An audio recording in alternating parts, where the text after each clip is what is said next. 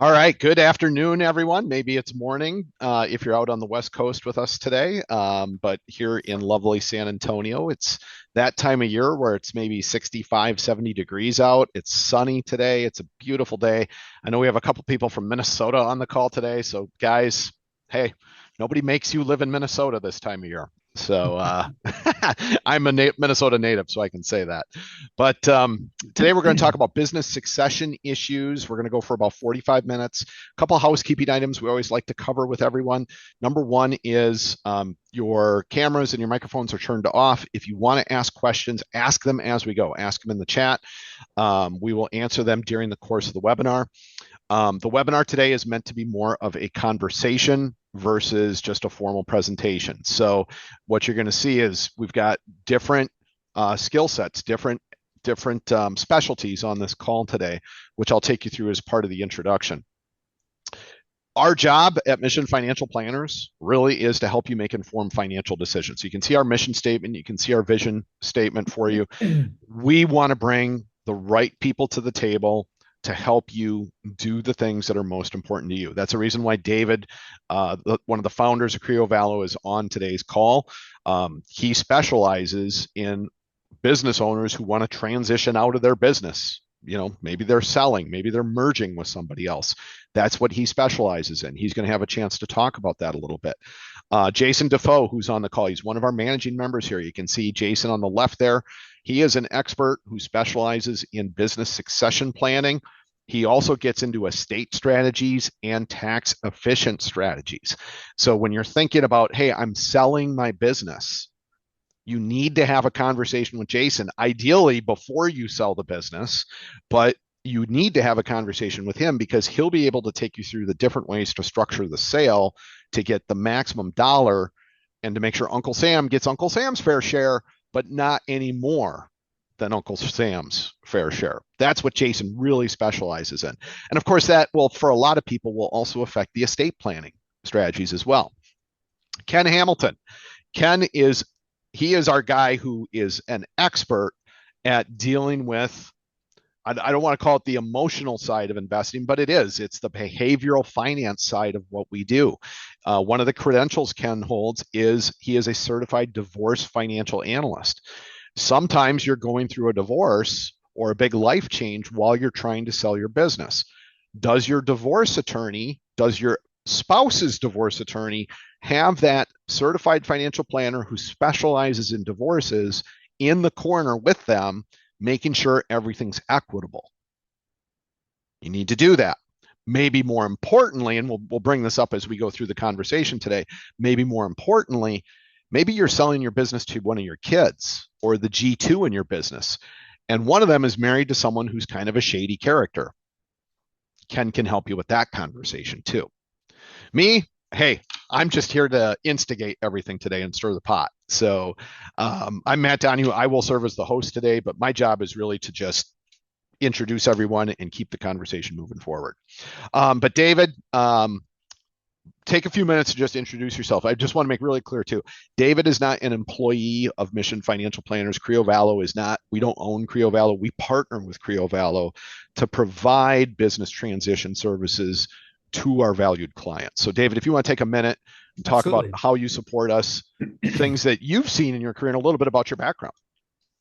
Yeah, so no, look, thanks. I do appreciate it. And Matt, I was an investment banker for decades, have sold almost 300 privately owned businesses in my career.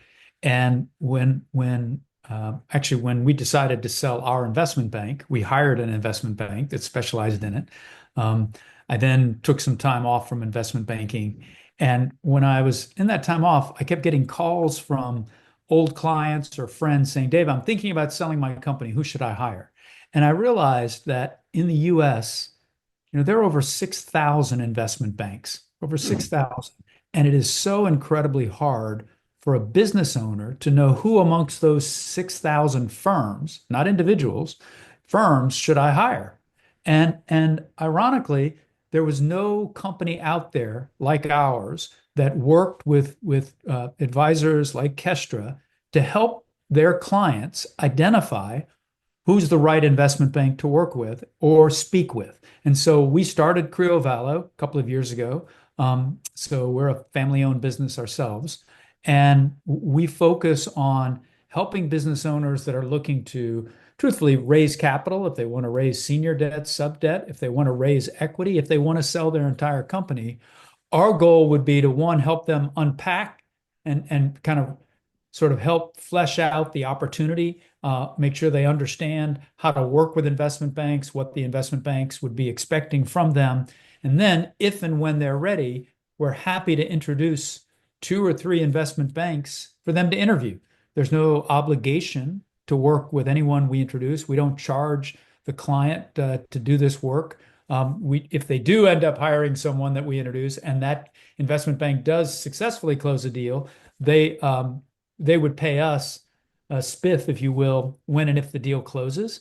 But otherwise, it's sort of low risk, low obligation, but a great way to begin to understand the firms that would be interested in helping them.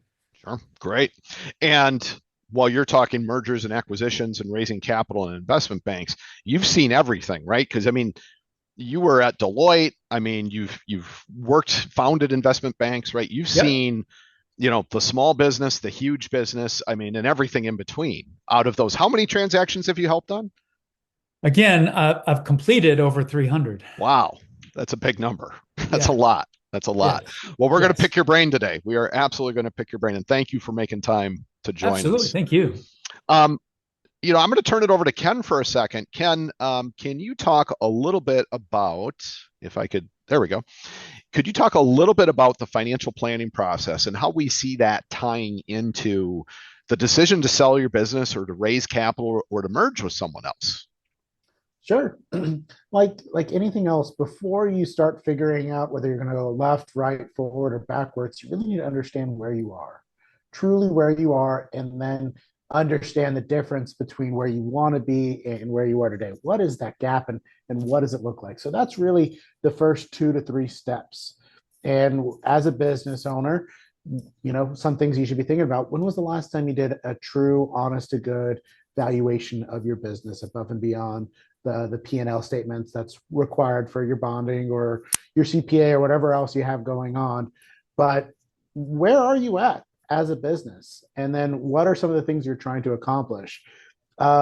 Whether this is personal finance or, again, putting you on a path to sell your business or even buy a business, you need to this is very repeatable. Start with where you're at, see where you want to go, figure out with some expertise what are the different paths that can beat there that can get you there, and then start working and monitoring and adjust because things will change, laws will change, the marketplace will change. But again, this is what we're experts at, and it's the process that's very repeatable. So, Ken, just to recap, it's find out where you are today, find out where Mm-hmm. you want to go, right? Put together 2 or 3 options, and then pick the option that's best for you, and then watch it like a hawk, right? That's it. That's Easy basically it, peasy. right? Okay, Mm-hmm. so Jason, there's the people in the business that I think a lot of financial planners end up focusing more on the people in the business than they do on the business itself. And Jason on our team he's our advanced guy. He knows the tax code backwards. He and I were talking through some ideas yesterday, and literally within 10 minutes of the conversation, I had a stack of tax code, maybe not this big, but maybe this big, on my desk from Jason saying, you need to read this. um, but Jason's the guy on the team who he sits down and he looks at, especially through that certified exit planner lens. Okay, what is going to happen when you decide to exit the business? What are the things that need to happen prior to? What needs to happen at the point of exit? And then what's the aftermath of that going to be? Not just for you, but also for the business. So, Jason, you and David are probably going to end up dominating today's conversation. But from your perspective, Jason, when you just look at like these 4 key areas that you help people with, where would you see people struggle? How does the conversation usually start? How does someone get there mentally where they're like, you know what? It's time to move on. I, I find that as we work with business owners, especially that are contemplating exiting, There's actually a poll that says about 80% of business owners, because we have such an older generation of business owners, are actually contemplating exiting their business in the next 7 years. So they've physically thought about it in regards to that, and about 40% have actually are actually thinking in the next 3 years is when they'd like to exit, like ideally.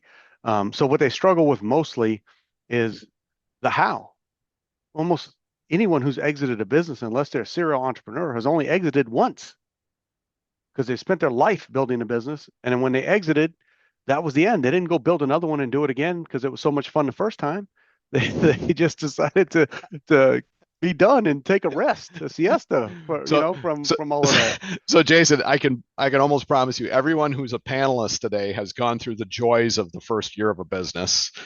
A lot of people on the call have gone through the joys of the first year of a business, and like you said, unless you've got that serial entrepreneur mindset, yeah, you really don't want to experience that again. So, Yeah, yeah. um, And so then okay, well, let's kind of jump into it. So, if you want your business to outlive you, the question you really need to ask yourself is, what do you really want to happen? And that really does come down to valuation. Now, you know, Jason and David, I would throw it to you guys. When people get into valuation, and we'll get into some technical examples of it in a few minutes. When that conversation starts, where are people's heads usually? I mean, is it just, I'm not sure, my business is worth a gazillion dollars because of all the work I've pumped into it, or I can't imagine it's really worth anything. Where do people generally land when they start thinking about this in a meaningful way? So I don't know about you, David, but my experience with talking to people about exiting their businesses, they do have an emotional tie to the value of their business. And if sometimes it doesn't relate back to the math, what the valuation of the business actually says. Yeah. And I think, a couple of observations. So when we get inquiries around valuations, they tend to fall into two camps. One camp is they've actually decided to do some tax planning and estate planning work that and they have a big enough estate that they need to do some real planning, and they'll need a valuation to kind of set the value for the gift of stocks into trusts or anything else. And in that case, we encourage them to use a valuation firm that focuses, if you will, on sort of trust and estate valuations, which are, I think, by design, conservative and low, kind of a lower value. Then if the majority of the time we get inquiries over valuation is a business owner, somebody calls them, somebody knocks on their door and says, we're interested in acquiring you. So that inbound interest causes them to think, okay, what am I worth? And the question is, do they want to give all their information to this third party they don't know and let them tell the company what it's worth? Or do they want to work with someone to give them thoughts and advice before they talk to buyers and get an independent view of what is my company worth in the marketplace today? How do I maximize value today? Are there things that I can do today that could increase my value quickly? So those are the kinds of questions we get hit with a lot. All right. Well, without some of the advanced planning, right? Especially, some businesses that are really driven by, I would say, personality versus process. Some of those businesses get in trouble. Um, Gentlemen, from your perspective, and David, you mentioned it. Sometimes they do the advanced tax and estate planning before they even start seriously considering sale because they're just maybe trying to get their house in order, right?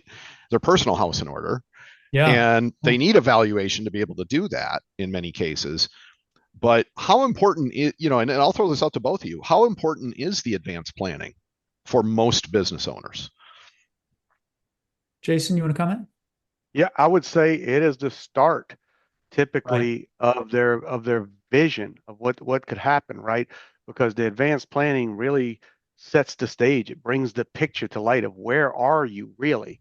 Because business owners do understand the value of their business most of the time, but they don't really, it's not quantifiable, especially not by IRS terms in regards to, in their minds at least. They can quantify it by going through an exercise and getting a quantifiable number that they can then use with the IRS to figure out what their valuation is and what kind of estate problems or challenges they have around a tax situation, taxation challenges they have on an exit, all of those things. But it really starts in getting that picture of here I am, and these are the things that I need to be aware of. Right. On this comment, which I thought was an interesting question, if you die or become disabled, what happens to the business? One thing I'll just make a plug for, and too many small businesses and even mid-sized businesses don't spend enough time thinking about who would take over and run the business.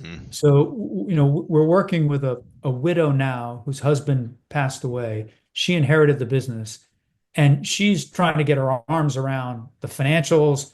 And it's been a bit of a nightmare and it's taking her infinitely longer than she ever thought. And I hate to say it, but the business has probably lost 20, 30% of its value during this confusing period because there was no apparent person to step in and run it.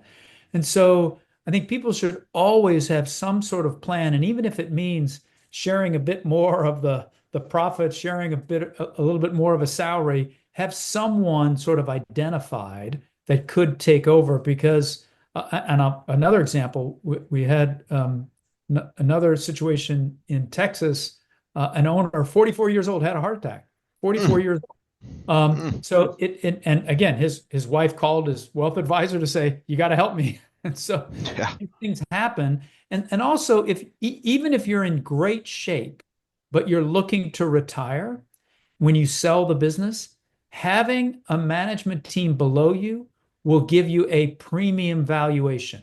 And so we stress with business owners, whoever your number two is, work quickly to educate and elevate that individual so that you can tell the buyer that this person staying is going to help mitigate any risk of me leaving. And I promise you that simple exercise could have meaningful dollars to your profit. Oh, wow. So Ken and Jason and I and David, you spoke at the conference we were at just a couple weeks ago in some of the business planning sessions for our own business, for Mission Financial Planners. One of the things we heard over and over again was make yourself replaceable. Right. It's That's not, exactly right, Matt. yeah, you're not giving up control. You're enhancing value of the business to a potential buyer because they Exactly. want your business. They don't necessarily want you, right? They want your business.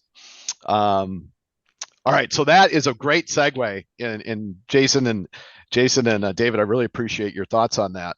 And it's a great segue into, essentially there's three business continuation options for a lot of people. It's retain it for the family, sell it to some co-owners or, that maybe an employee, or liquidate it, right? Sell it to somebody else. But I'm going to kind of throw this at Ken, and the next slide is really going to show some of the issues with retaining the business for the family.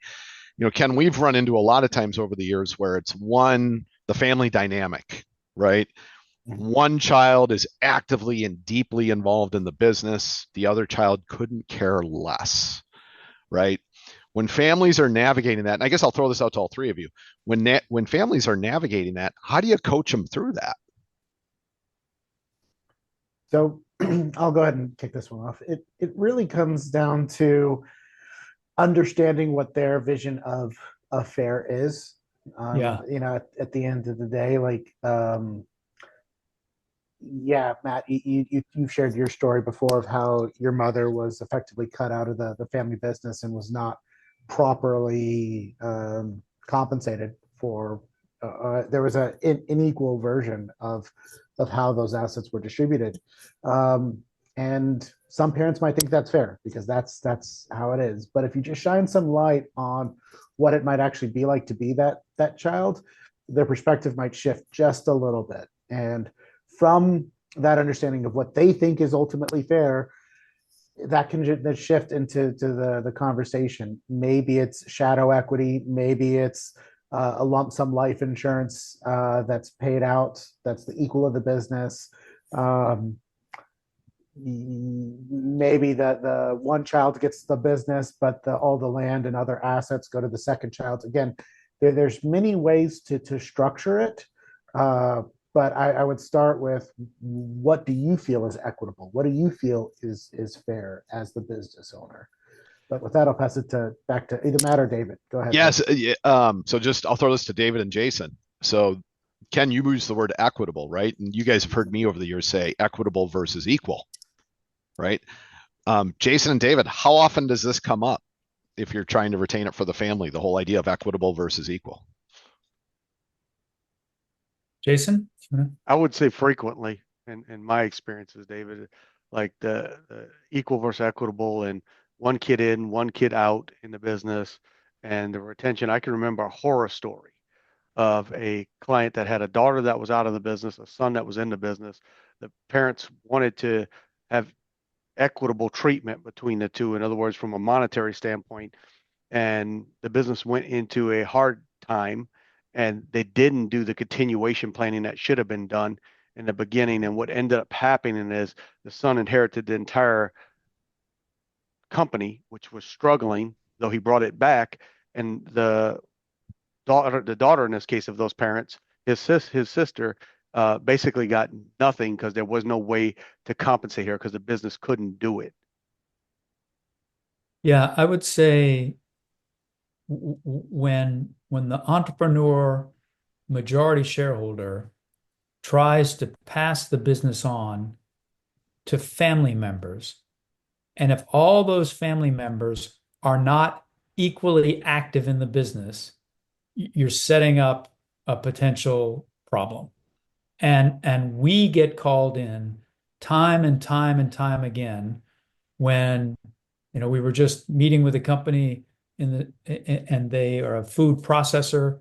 They're now third generation, and 1 out of 12 of the family works at the company, and all these other shareholders are very jealous of the salary, and they don't get very much in the way of distributions, and it's just enormous friction. And it just happens time and time and time again.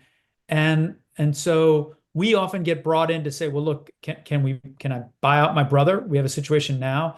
Two brothers own a nursery business, growing plants and trees and shrubs. And one brother got cancer, and the other one wants to buy him out. And there's some friction over, just I think the one brother wants to just sell it to a third party, and the other brother wants to buy it. So they're trying to work through the dynamics of, do you give preference to a family member or not preference? Would a family member be able to pay as much as a third party? So again, when there are multiple family members, you just need to know you're going into a situation that is sort of fraught with risk. It can be managed, but it's sort of, and one of you guys might know the stat, but the chances of a company surviving to third generation gets really low. Oh, I don't I got believe it. it's 10%. but it's pretty Yeah. low. Yeah. Yeah. Yeah. And you can see these are just, and Ken and Jason and David have all talked on some of these, right? You've got all these issues that you can see on the screen here, and that's just scratching the surface. So let's say you decide, okay, I'm going to sell the business. What are we dealing with there, guys?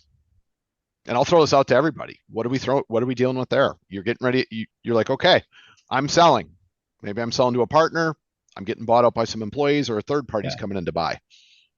What are we dealing with? I'll just comment from kind of using an investment bank or some sort of M&A advisor. So look, if you can, the statistics would say you will get a greater value if you can find the right M&A advisor.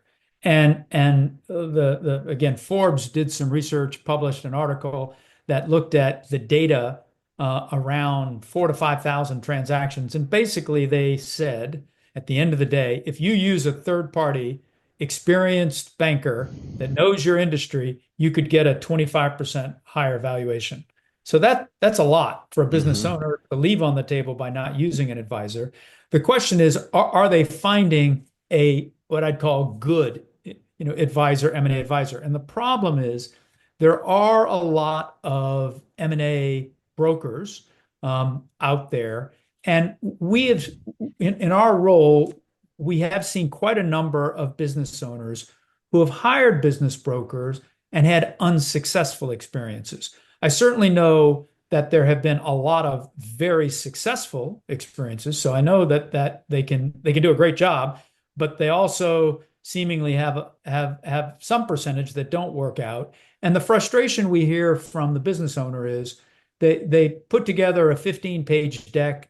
They listed it on a digital marketplace, their M&A marketplaces, and then that's it. And they showed it to thousands of people theoretically on this marketplace. Sometimes they've asked for a 5-year tail, which is way beyond market. Your tail should only be 6 to 12 months with any of these engagements. So I guess we'd always say if you're going to go that route, honestly, you can hire a consultant and for probably 10 grand write your own 15-page overview, put it on the platform, and you'd save yourself a 5% fee.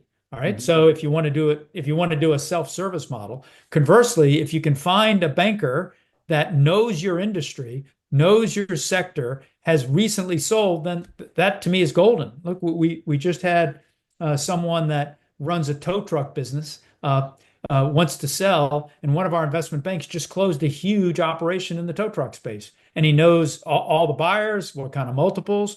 So that kind of knowledge is incredibly valuable. And I always encourage owners, try to find those advisors that really understand your business and have relevant experience, and ask for references and call references. Oh, that's a great point. Call the references. How often do people ask for them and then they never call? Happens Right. all the time. All the time. Yeah, you're right. Matt, I'd like to add something real quick. Go I ahead, think Ken. Go the ahead. other thing to strongly consider is you should reverse engineer what you need and what you want, first and foremost. So before you sell the business, know what your lifestyle is, how frequently you're traveling, how many football games you're attending, all these different things. And then also figure out how much you would like to leave behind to your kiddos or church or charity, whomever it is. And that, do you have assets outside of the business to fully cover that need? Okay, there is a gap. How much of that needs to come from the sale of the business? And that again will help determine who you need to sell to at what multiple and everything else. Because while you might want to sell it to family, as David had alluded, you might not be able to get that full price. And if you don't get the full price and you don't get everything you wanted and needed, is that the outcome you ultimately want? So Probably food, not. food, Probably food for not. thought. Yeah. Yeah. Yeah. Okay, so what happens when I can't find a buyer? We get cautioned on this in our industry all the time, that you've got to have your ducks in a row. You've got to be able to show, a track record to be able to find a buyer. There's a lot of financial planning firms that just kind of die on the vine and the advisor ages out, right? So I can't find a buyer. Jason, David, liquidation is what's happening. What are some of the issues with liquidation? I mean, it goes back to some of what Ken said, the basic financial planning issues, which is, do you have what you need to make your lifestyle for the rest of your life? The second thing is the actual liquidation of the business, right? When does it get closed? How do you liquidate the pieces of the business, the actual stuff that you can sell to get out of that business, right? And then basically the brand gets, when you liquidate a business, there is no more brand. You just kind of throw it away. And if it is sellable, how sellable is it? Because if it was, you would have sold it with the business, is kind of the thing that would have happened in that space. So the challenge with liquidation from a guy that I met a while back that had a repair shop, he'd repair autos, is he was in a liquidation mode. He had gotten older, he had employees in there, he didn't want to do it anymore, he didn't want to sell it, he just wanted to leave it. And those employees all lost their jobs. He sold all the equipment in there, all of the lifts and everything else, and got out of the business, and he had enough to make his lifestyle. But there's about 5 or 6 employees that now have been thrown into, go figure it out. And Yeah, I that's think about, oh, sorry, go ahead, David. I was Go going to ahead. say, and just at a point, many businesses don't have much in the way of assets. And generally the one asset they might have that has real value is the real estate. And we always sort of encourage people to look separately at the real estate, talk to a commercial broker, find out what they think it would trade for, and we always say, is it better? And this is what Mission can honestly help you with is, are you better to sell that piece of real estate, pay taxes, reinvest the proceeds, or do you want to just find someone to lease the space and just, have a piece of real estate that you can depreciate, you can take income off of it. The other thing we encourage people with sometimes businesses that had trouble selling, again, can you look at trying to sell it to your employees or sell it to an entrepreneur, but it might require providing some seller financing. But that also can become another option that we're seeing smaller companies consider. So, David, just in case people haven't heard the term, and maybe either you or Jason could answer this, seller financing. What is that? Give me an example of seller financing. What does that look like? Sure, it's you tote the note. So if you sell the company and let's say you sell it for $1 million and the buyer has 200,000 of cash to put up, and could you then figure out how much cash flow can support payments? And so you might be able to get 100,000 a year for 8 years. You might be able to, and that sort of becomes retirement income. And if they default on that, you get the business back. So, that seller note where you're in essence financing the sale of the business, you could also look at as potentially a very nice retirement income. Yeah, Jason, we'll see that a lot. We'll see that a oh, lot with insider sales. So when they're selling to the key employee group or key Yes. management group, they'll set up a seller note and they'll have a term and they'll have interest and everything else going on. And they'll have some clawbacks if stuff doesn't get Yeah. paid or some raised rates from that end. So it's pretty common in that space. Yep. that I suppose is a great way to manage some of these considerations that you can see on the screen. Yeah, when it comes to these considerations, right, we're dealing with the estate plan considerations. David made a comment earlier of, doing the advanced planning before you come to the table to figure out who you're going to sell the business to. That's exactly what this is. When you have a business that has high value, that's worth more, and that puts you into an estate tax situation, it becomes very important to have that advanced planning done, the right structures, trust, gifting, discounted values to gift, all those things in place to get yourself ready for when that sale does happen. All the pieces are already in place. It's not a after the fact. What do I do? So Jason, one of the things that kind of comes out of that, right, is the idea of the gift tax unified credit, and so on.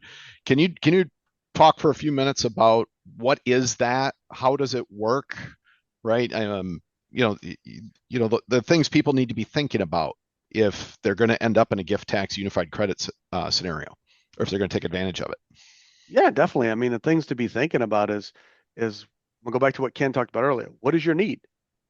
Do you have just enough for your need or do you have excess? If you have excess, then you have to think about what do you want to do with the excess? Is the excess for your kids, your grandkids, charity? Where is the excess supposed to be going from that end? Because that will have a lot to do with your unified credit and how you handle things. A great example is we each get that, what you see on the screen, at almost $14 million of unified credit. So a lot of times the business owners we see are married, husband and wife. They each have a little bit less than $14 million that they can use. And what they'll do is they'll do some gifting of that amount because the gift and the unified is equal to each other on the federal level. So what that means is I could take, what is that, remaining exclusion, take 5 million out of my unified credit and I could put it into a trust that would be for the benefit of my kids or grandkids and get it outside of my estate. So it can grow out there on its own for their benefit, not and no longer be part of my assets that they look at for my estate. And that's what's so important about the unified credit is using that tool appropriately to manage your tax risk. All right. Well, here's an example of portability. Now, when we get into portability, what does that mean? You're married, right? What's portability? Yeah. So portability, unfortunately, has to do with death. So if, I've got my 14 million, Jennifer's got her 14 million, then I pass away and I haven't used my 14 million, it used to be under maybe three codes or four codes back. Code Yeah. changes back. I There, warned you guys, Jason loves the tax code, so he could tell you, right? yeah, I think it was four codes back. There was no portability. And this is why they had A B trust. I would die, all of my exemption would go into my B trust. The A trust would be left for my spouse. Well, when they created portability, you didn't need that anymore because they basically said, hey, if your spouse died, just stack it on top of what you have. And now instead of having 14, I have 28 or less, slightly less than, 28 million that I can use as a surviving spouse. That's the whole thing about portability because people would lose their exemption all the time back in the old days because they didn't do the planning to create the AB trust to keep it.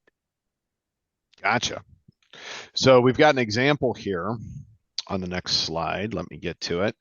So here's some estate tax deferral for a closely held business. So guys, a couple things there just in case people aren't familiar with some of these terms. What's a closely held business?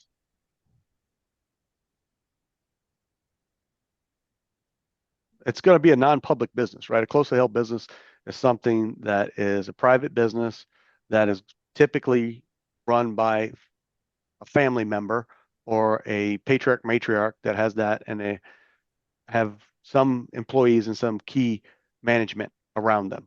So nothing public, nothing with everyday valuations, just Gotcha. So with the closely held business, Jason, talk a little bit about the 5-year delay that you can do. yeah, there's a part of the tax code. The IRS did realize that, stuff happens, and when a patriarch or matriarch of that business dies, to require them to come up with the full estate tax in 9 months, where 90% of your assets is in your business, is just not reasonable. It can't happen. You'll destroy the business and, in essence, destroy parts of the economy as that continues to happen as people age out. And destroy their potential future tax source as well. Yeah, right. I mean, the business, they're Right. collecting taxes off that source. Yeah. So why would I want to blow it up Right. from that end? So they did put in a rule, and the rule basically said, and there's a lot of numbers around rules. I don't remember exactly what number it was, but they did say that you could extend that for 5 years. What the idea is that gives you time to make transition. So if I'm like that position, that widow that David talked about, I have time to go find a David and say, hey, help me figure out how we get the business in a stable position, maybe even get one of those key employees involved as part of the compensation package on the exit to boost the business back up into a stronger holding so I don't drop in valuation and then get this thing sold so I can deal with these taxes. Now, the thing about the 5-year rule that you got to understand too is that you got 5 years, but that doesn't mean that if you sell in year 2 that you still got 5 years. They're not dumb. When you make the sale and things work out, they want their money. They're not going to wait until the end of the 5th year. Got it. Got it. So David, you started smiling there. I think Jason touched a nerve for you. Or did he? No, I just think from time to time that issue comes up, and what made me smile is I've seen some people try to structure a sale in year 2, but try to finagle the structure to defer the payment in a way that creates theoretical risk for them to defer that payment for another 2 years. So that was all I was smiling about. I gotcha. I gotcha. Yeah. Okay. And like Jason said, the IRS isn't dumb. They catch on pretty quick. Right, So, right. one last estate planning consideration before we really get into valuation. Okay, so I think I'm gonna be clever, and I'm maybe not clever. Maybe it's altruistic, but the grandkids are going to get it. The grandkids are going to get the money, and the IRS has thought of that as well through the generation skipping tax. David and Jason, someone sells a business, they want the cash to go to the grandkids. How do they do it without getting blown up by Uncle Sam? That's a Jason answer. So a lot of times when we see this, because privately held businesses have a discount for lack of marketability and lack of control, they'll actually position some of those shares of the stock in a non-controlling shares. They'll recharacterize some of the shares. So they have controlling shares and non-controlling shares. And they'll use those non-controlling shares to do gifting of that privately held business. The upside to privately held business is, yes, it can sell for good money. The upside for it too is though that there are these two things that they can discount in the value and then use that as a gifting process to gift that out, usually in trust, if they're being properly counseled on things, not directly to the grandkids. Gotcha. All right, valuation. Let me jump into that. Okay, there's a host of reasons why you need to know the value of your business. And, we're coming up on about 40 minutes here into the workshop, but you can see some of these different issues. But what I would really focus on is the valuation of the business doesn't just drive estate planning and continuation purposes. It also is going to go a long ways towards actually establishing a fair market price, if you will, for your business.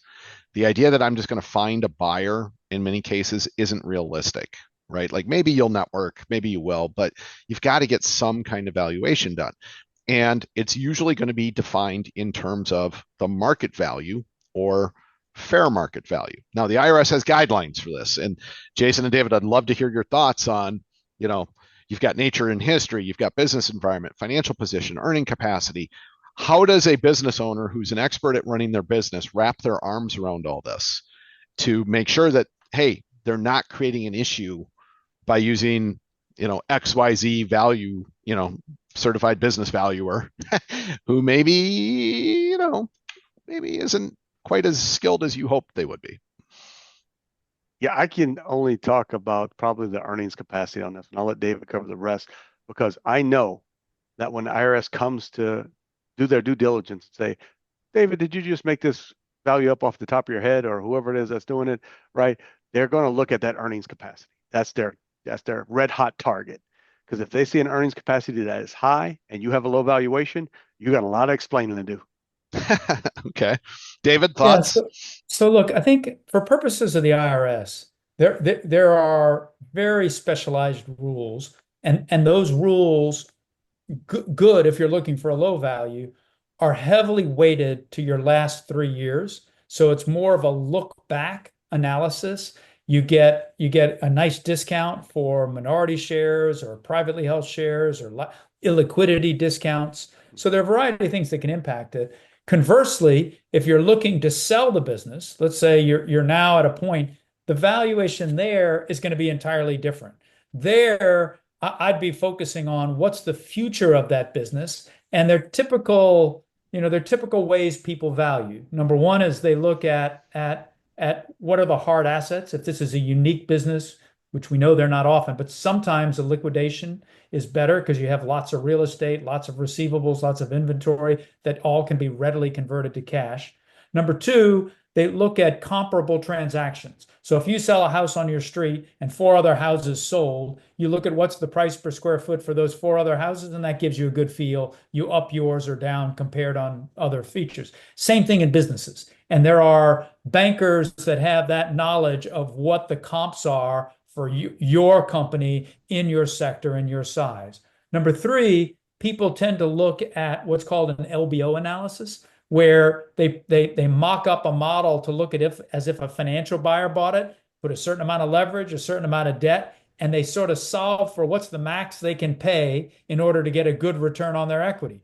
And the last scenario is the classic, what they call discounted cash flow, where someone bills a set of projections for the next 5 years, they discount it back, they put a discount rate on it, but most investment bankers will look at all of these scenarios and come up with strategies, but they don't work for everybody. Software companies, many software companies sell and do not, they're not even profitable yet, but they might sell at a multiple of revenue. So it's important to have an advisor that understands how your company in your sector, how they get value. And that's a great segue into the different methods they use, right? Because people are going to ask about this, right? Like what method are you using? What is the most common method that you guys see? And David, I totally take your point in it's going to vary from industry to industry, right? You start up IT firm, it's going to be a cash flow probably, right? But what are the most common ways people use it, or people, what are the methods they're using? Yeah, I think you've got them all here. And I do think I do think we find most people sort of look at that sort of multiple of EBITDA and what have buyers been paying at a multiple of your free cash flow. And I guess I'd say even adjusted free cash flow. So most private companies, their unique expenses associated with owner's comp, benefits, cars, cousins on the payroll. Once you clean all that up and get to an adjusted EBITDA, I think it's generally you look at what multiples have been paid in your industry for that EBITDA. Second, I think the second valuation method we see a lot is this discounted cash flow. Look out, project 5 years. The problem there is projecting out for 5 years can be highly subjective, and no two people can ever agree on exactly what the right projections are. So that can be an issue.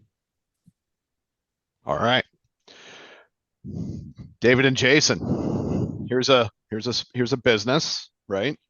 What do you think? How does this business look? Assets. Average earnings 7 million. It looks like a great business. Yeah. What I love is that growth in EBITDA. And if they're doing 9 million, I think they're going to get a lot more than 35 million. All right. All right. So folks, the reason we have this in there is not to take you through it line by line, but it's to show you, look, the EBITDA, it's all there. This business has tracked everything for 5 years. They know their total assets. They know appreciation and depreciation implications. They know total liabilities. They know everything going into it. How do you know that? You track it, right? You track it. And that's the part that, especially for small business owners, they can struggle with a little bit.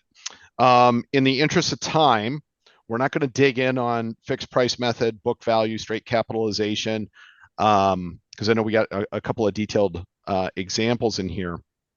But I do want to go back to that sample business and just kind of highlight, here's the variances you can get on the valuation of a business. And David, to your point, that capitalization or earnings method is by far the biggest value number on there.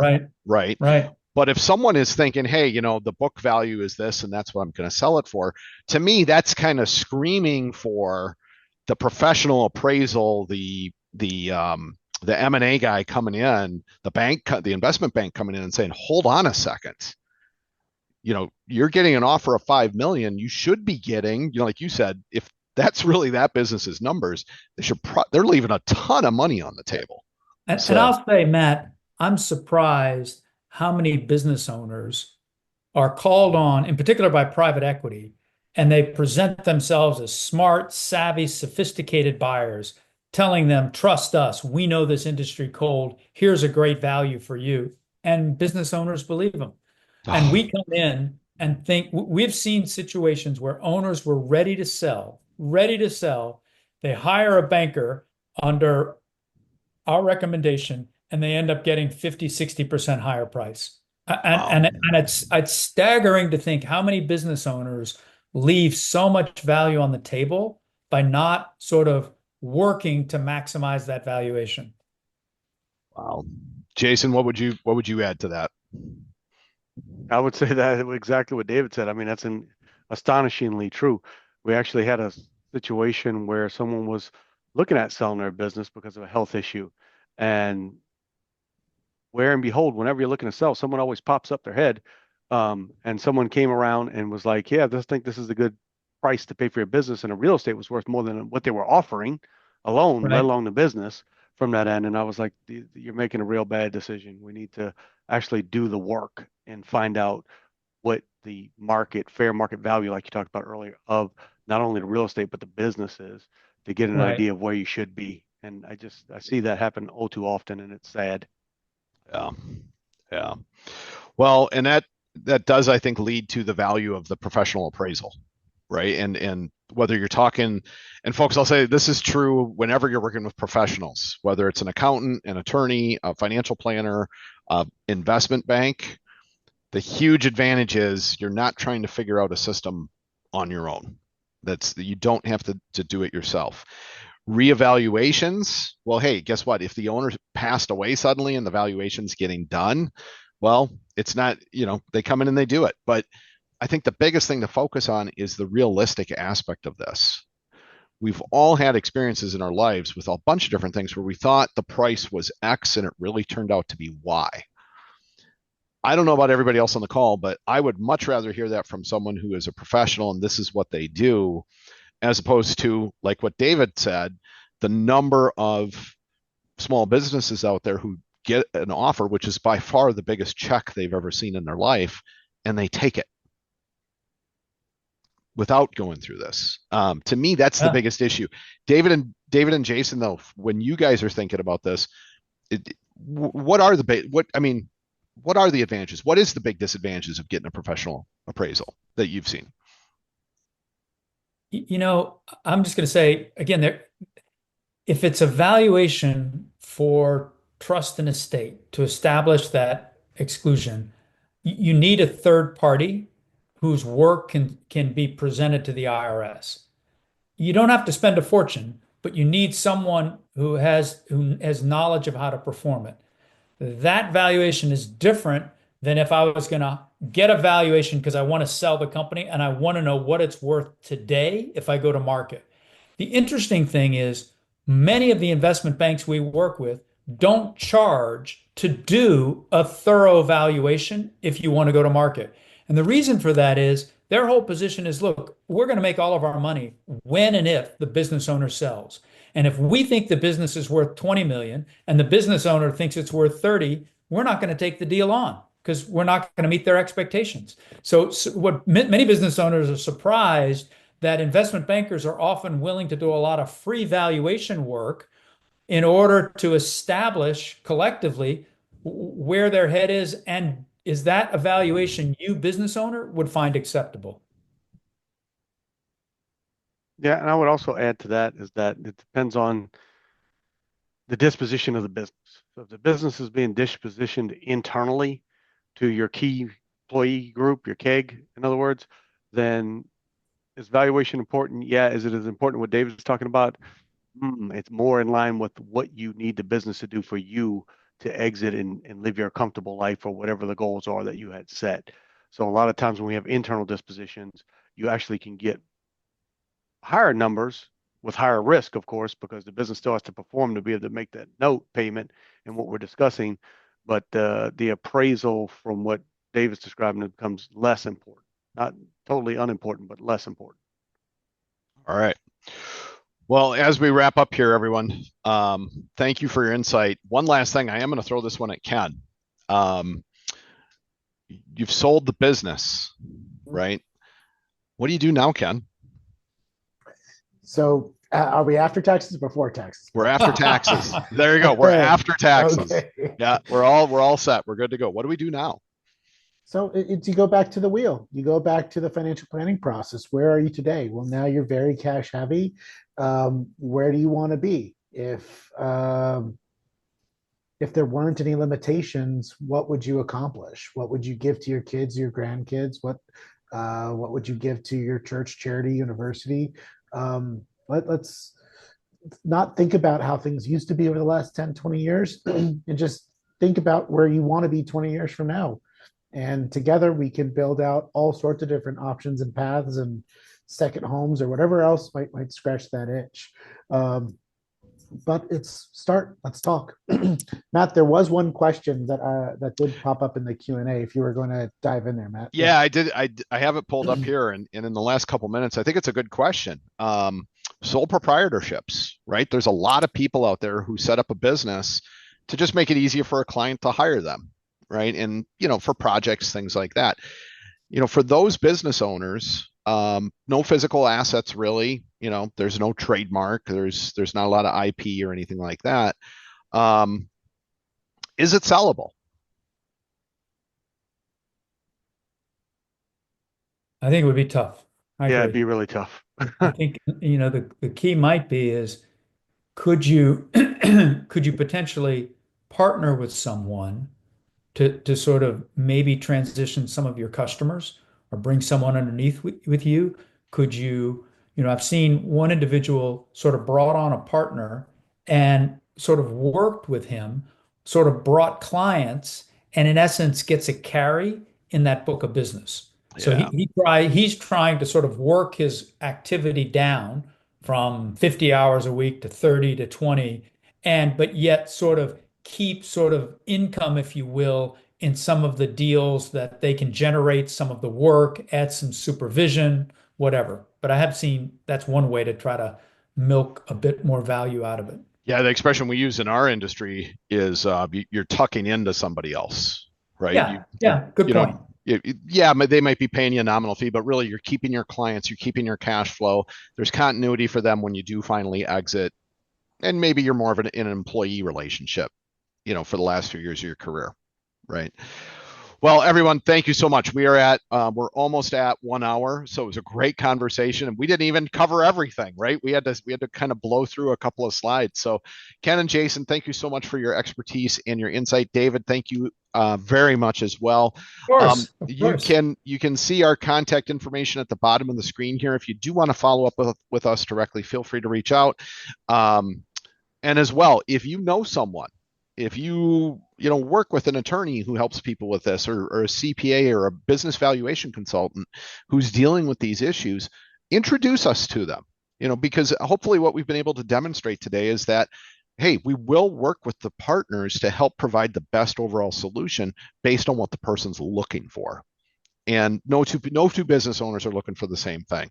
They aren't. They all have different goals. So thank you again so much, everyone. We hope this helps you make informed decisions. David, thank you for making time with us. We You really do bet. appreciate it. Jason and Ken, thank you so much for your insight. We did record today's session. So we will get that put up on our YouTube channel. We'll push that out to everybody as well in case you missed part of it. But feel free to go to our YouTube channel and like and subscribe. But everyone, thanks again. We really appreciate your time, Thanks, everybody. and have a great rest of your week. Thank you.